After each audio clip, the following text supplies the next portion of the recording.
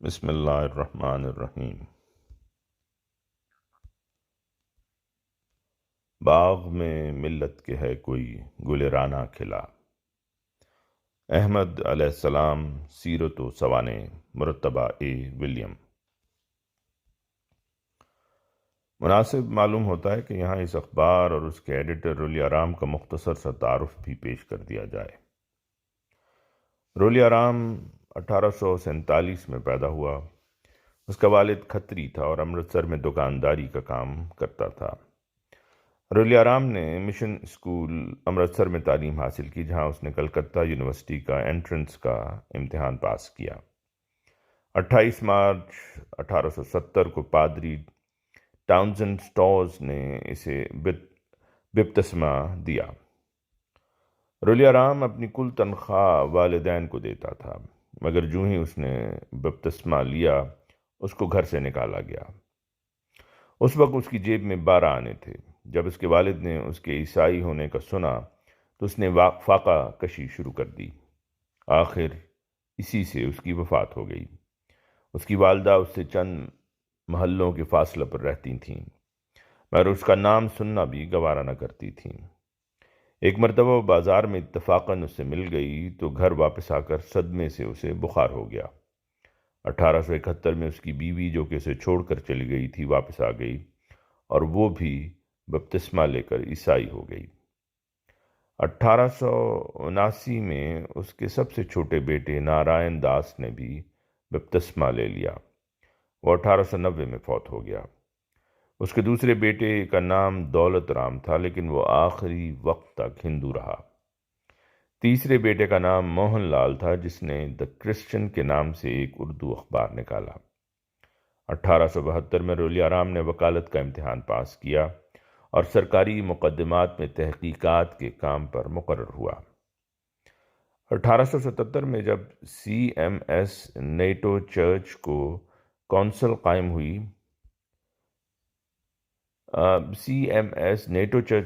قائم ہوئی تو اپنی وفات سے چند ماہ پہلے تک اس چرچ کونسل کا سیکریٹری رہا۔ اس نے 22 ستمبر 1892 کو وفات پائی۔ بحوالہ The Missions by Reverend Robert Clark M.A. Page 44۔ اخبار وکیل ہندوستان۔ رولیہ رام نے ایک اخبار بھی نکالا تھا جس کا نام وکیل ہندوستان رکھا گیا۔ امرتسر سے 1 جنوری 1874 کو یہ ہفتہ وار اخبار جاری ہوا۔ چہار شنبہ کو 16 صفحات پر نکلتا تھا۔ سالانہ چندہ 13 روپے 10 آنا تھا۔ مالک و ایڈیٹر پادری رجب علی HMEC ہیں۔ مطبع وکیل ہند میں طباعت ہوتی تھی۔ یہ اخبار عیسائیوں کا اوگن تھا۔ بحوالہ تاریخ صحافت اردو جلد دوم صفحہ 520۔ متفرقات۔ اب قارئین کی خدمت میں 1867 سے 1880 تک کے کچھ دیگر متفرق واقعات کا ذکر کیا جاتا ہے۔ سفر سیالکوٹ۔ حضرت شیخ یعقوب علی صاحب عرفانی رضی اللہ عنہ اقبال کے استاد شمس العلماء سید میر حسن کی روایت درج کرتے ہوئے لکھتے ہیں، آخر مرزا صاحب نوکری سے دل برداشتہ ہو کر استعفیٰ دے کر 1868 میں یہاں سے تشریف لے گئے۔ ایک دفعہ 1877 میں آپ تشریف لائے اور لالا بھیم سین صاحب کے مکان پر قیام فرمایا اور بتقریب دعوت حکیم میر حسام الدین صاحب کے مکان پر تشریف لائے۔ اسی سال سر سید احمد خان صاحب غفر اللہ نے قرآن شریف کی تفسیر شروع کی تھی۔ 3 رکوع کی تفسیر یہاں میرے پاس آ چکی تھی۔ جب میں اور شیخ اللہ داد صاحب مرزا صاحب کی ملاقات کے لیے لالا بھیم سین صاحب کے مکان پر گئے تو اثناء گفتگو میں سر سید صاحب کا ذکر شروع ہوا۔ اتنے میں تفسیر کا ذکر بھی آ گیا۔ راقب نے کہا کہ 3 رکوعوں کی تفسیر آ گئی، جس میں دعا اور نزول وحی کی بحث آ گئی ہے۔ فرمایا، کل جب آپ آویں تو تفسیر لیتے آویں۔ جب دوسرے دن وہاں گئے تو تفسیر کے دونوں مقام آپ نے سنے اور سن کر خوش نہ ہوئے اور تفسیر کو پسند نہ کیا۔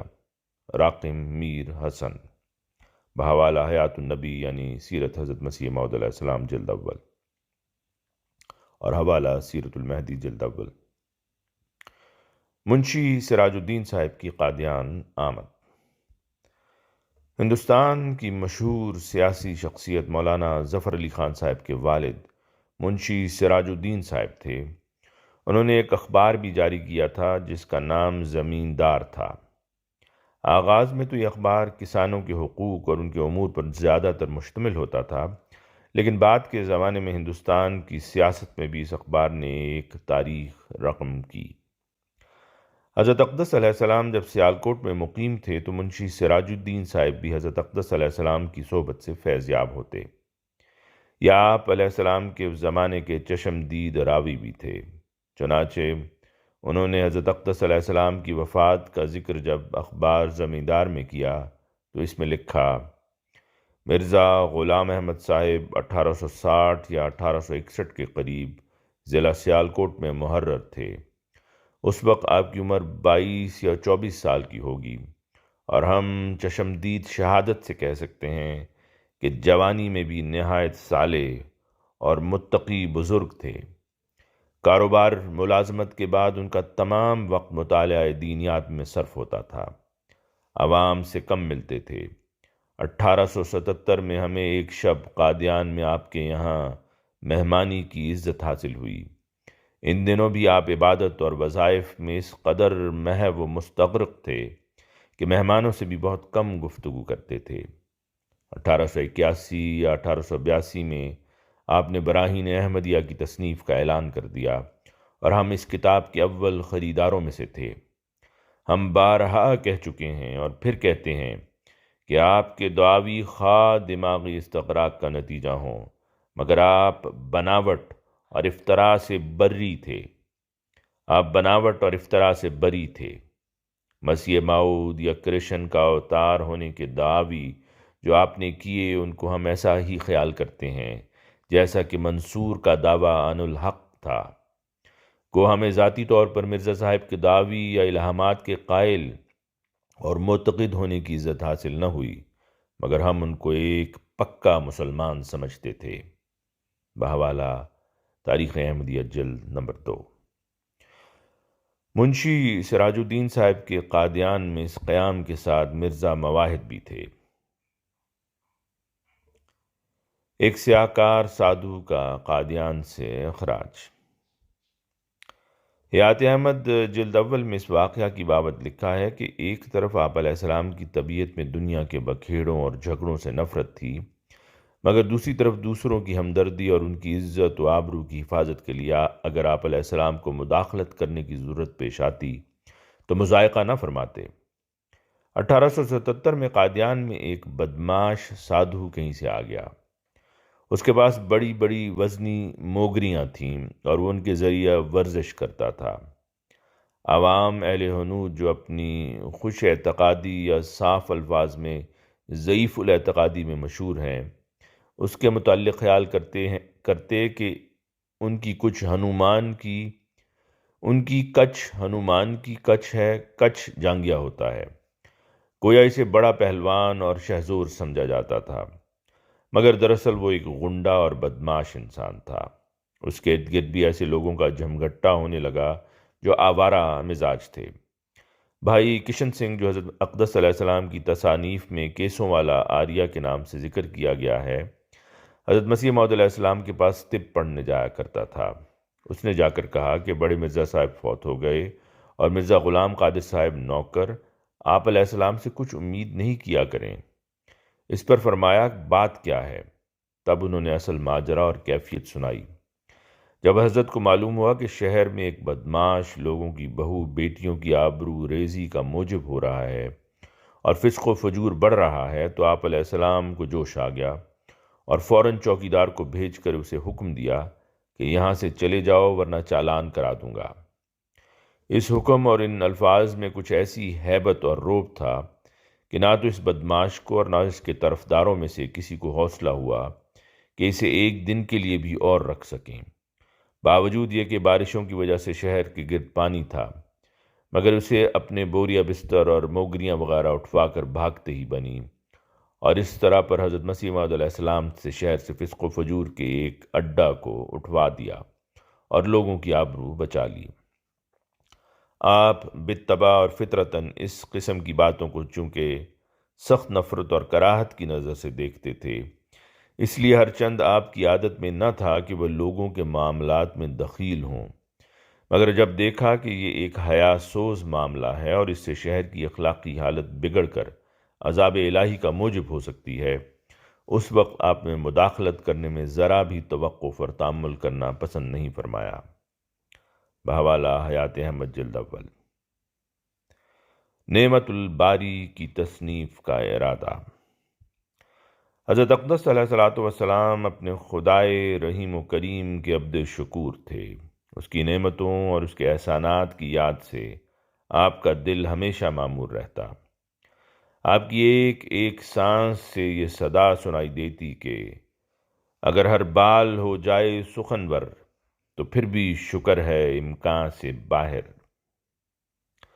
حضرت عرفانی صاحب رضی اللہ عنہ اپنی تصنیف حیات احمد علیہ السلام میں لکھتے ہیں، انہی ایام میں آپ علیہ السلام نے ارادہ فرمایا کہ ایک کتاب نعمت الباری لکھوں۔ کبھی اپنی تحریروں یا نوٹوں میں اسے مثنوی افضال الہی بھی لکھتے ہیں۔ اسی کتاب کو بعثت کے بعد آپ نے اللہ کے نام سے لکھنے کا ارادہ فرمایا تھا۔ ان ایام میں تو آپ علیہ السلام اسے نظم میں لکھنا چاہتے تھے، بلکہ کچھ شعر آپ علیہ السلام نے لکھے بھی تھے، مگر بعثت کے بعد آپ علیہ السلام اسے نثر میں لکھنے کا عزم کرتے تھے۔ اس میں ان فیوز اور برکات کا ذکر کرنا چاہتے تھے جو آپ علیہ السلام کی ذات سے مخصوص تھیں۔ اوائل میں آپ علیہ السلام نے فارسی نظم میں جب کچھ شعر کہے تھے تو خدا تعالیٰ کی زبان سے افضال الہی کا تذکرہ فرمایا تھا کہ کس طرح انسان کی وہ پرورش فرماتا ہے اور اس کو ہر قسم کی نعمتوں سے بہرہ ور کرتا ہے۔ یہ طریق آپ علیہ السلام نے محبت الہی میں ترقی کرنے کے لیے اور عبادت الہی کے لیے شوق پیدا کرنے کے واسطے تجویز فرمایا تھا، اس لیے کہ انسان کی فطرت ہے کہ وہ خدا تعالیٰ کے حسن یا احسان کو دیکھ کر اس سے محبت میں ترقی کرتا ہے۔ خدا تعالیٰ کے حسن کے اظہار کے لیے آپ علیہ السلام نے اس کی حمد و ثنا میں ترانے گائے ہیں اور اس کے احسانات کے اظہار کے لیے طریق اختیار کیا۔ چنانچہ آپ علیہ السلام نے خدا تعالیٰ کی زبان سے چند نعماء کا ذکر کر کے لکھا تھا کہ مثلا فارسی کے دو اشعار ہیں کہ اگر آئی بمن اے کردہ پرواز، ندارم بحال خویش باز، اور دوسرا ہے کہ نباشد نزد جز ہر پختہ رائے، جز احسان اہل احسان را جزائے۔ آپ نے ایک مرتبہ فرمایا تھا کہ میں یہ کتاب لکھنا چاہتا تھا، لیکن جب میں نے قلم لے کر لکھنا شروع کیا تو یک بارگی باران رحمت کا نزول ہوا، اور میں نے محسوس کیا کہ ہر ایک قطرہ بارش اپنے ساتھ لا انتہا برکات اور فیوز لے کر آتا ہے۔ اس کو دیکھ کر اور اس احساس کے بعد میں نے قلم رکھ دیا کہ میں خدا تعالیٰ کی نعمتوں اور فضلوں کو گن نہیں سکتا، جیسے ان بارش کے قطرات کا شمار اور احصاء میرے امکان سے باہر ہے، اسی طرح یہ امر میرے امکان سے خارج ہے کہ میں خدا تعالیٰ کے انعامات کو جو مجھ پر ہوئے ہیں گن سکوں۔ ساری دنیا اور اس کا ایک ایک ذرہ اور نظام عالم کو میں نے اپنی ذات کے لیے دیکھا، اور ایک معرفت کا دفتر مجھ پر کھولا گیا۔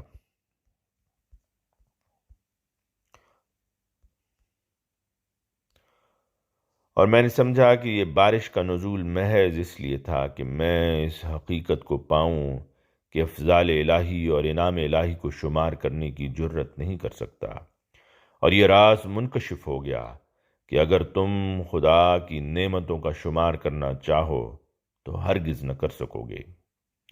اور اس طرح یہ کتاب اللہ یا نعمت الباری یا افضال الہی ہمیشہ کے لیے معرض التوا میں چلی گئی۔ جیسا کہ میں لکھ چکا ہوں، حقیقت یہی ہے کہ اس کتاب کی تالیف کا ابتدائی عزم آپ نے انہی ایام میں فرمایا تھا، اور اس کی داغ بیل کے نشانات مستوی افضال الہی یا نعمت الباری کے عنوانوں اور ناموں سے نظر آتی ہے، اور اس کے پڑھنے سے آپ علیہ السلام کے مقام اور قیام قیام فی ما اقام اللہ کا پتہ لگتا ہے، مگر ہمیشہ کے لیے اس کتاب کی تالیف کا مارز التوا میں چلا جانا یہ بعثت کے بعد کا واقعہ ہے۔ بحوالہ حیات احمد جلد اول۔ حضرت اقدس علیہ السلام نے اس کے لیے خطبہ کتاب نعمت الباری کے عنوان سے ایک نظم بھی لکھی جو در مکنون صفحہ 106 107 پر موجود ہے، اور یہ فارسی میں درج ہے، جس کو میں چھوڑتا ہوں، جو الفضل کے شمارہ سے پڑھی جا سکتی ہے۔ آواز مرزا عمران احسن۔